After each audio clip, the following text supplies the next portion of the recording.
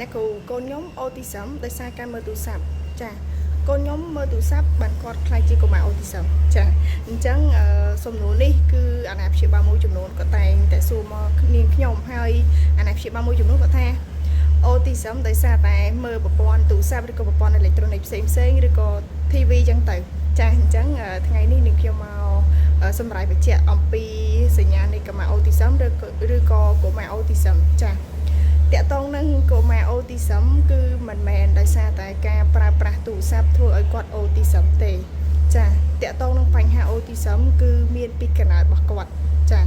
គ្រាន់តែការលេចឡើងនៃសញ្ញារបស់កុមារអូទីសឹមម្នាក់គឺខុសគ្នាចាក្មេងខ្លះកុមារខ្លះគាត់អាចបង្ហាញសញ្ញាអូទីសឹមមកចាប់ពីអាយុ1ខួបឡើងទៅឬក៏1ខួប18ខែឬក៏2ខួប3ខួបទៅតាមកុមារម្នាក់អញ្ចឹងទៅ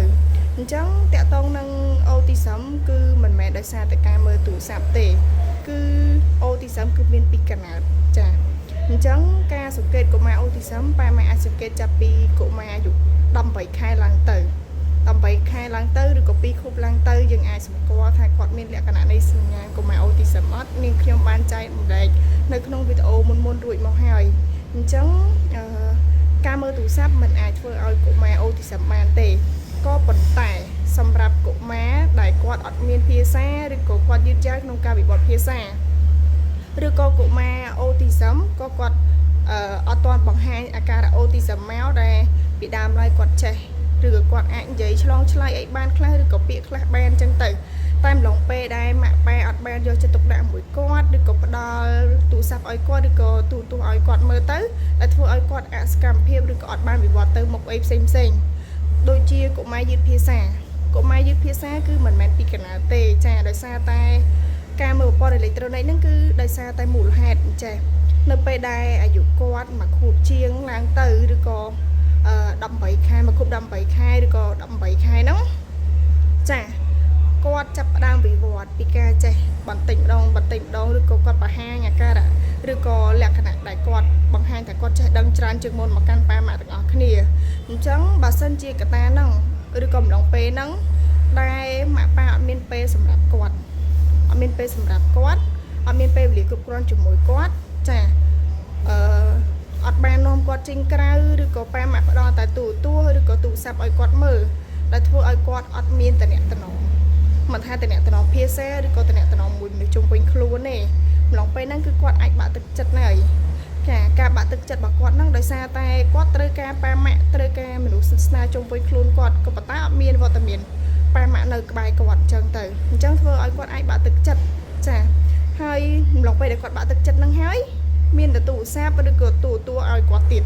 អញ្ចឹងដែលធ្វើឲ្យគាត់គិតថាមានតែទូរស័ព្ទទូរទស្សន៍ហើយដែលធ្វើឲ្យគាត់អាចឆ្លងឆ្លើយឬក៏ឲ្យគាត់សុបាយចិត្តអីចឹងទៅចាអញ្ចឹងគាត់គិតថាមានតែប៉ុណ្្នឹងឯងដែលធ្វើឲ្យគាត់សុបាយចិត្តបានអញ្ចឹងគាត់អាចផ្ដាច់តំណែងជាមួយនឹងប៉ាម៉ាក់ឬក៏មនុស្សជុំវិញខ្លួនឬក៏អត់មានភាសាវិវត្តអីផ្សេងអញ្ចឹងទៅពួកអីទូរស័ព្ទមិនមែនអាចធ្វើឲ្យគាត់ឆ្លងឆ្លើយជាមួយនឹងទូរស័ព្ទបានទេចាអញ្ចឹងតកតងនឹងបញ្ហាហ្នឹងគឺការមើលទូរស័ព្ទมันអាចឲ្យកុមារខ្លាចជាអូទីសឹមទេក៏ប៉ុន្តែ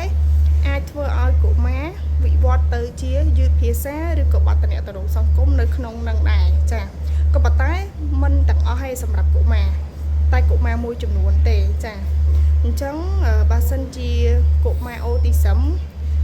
គាត់មានសញ្ញាអូទីសឹមហើយបើគាត់នៅតែមើលទូរស័ព្ទទៀតអាហ្នឹងវាធ្វើឲ្យគាត់កាន់តែពិបាកជាងមុនទៀតអាហ្នឹងអាស្រ័យទៅលើកុមារម្នាក់អញ្ចឹងប៉ាម៉ាក់ជប់ច្រឡំទៅថាការមើលប្រព័ន្ធទូរស័ព្ទឬក៏ទូរទស្សន៍ឬក៏មើលទូរស័ព្ទយូរទៅធ្វើឲ្យកូនអូទីសឹមគឺអត់ទេ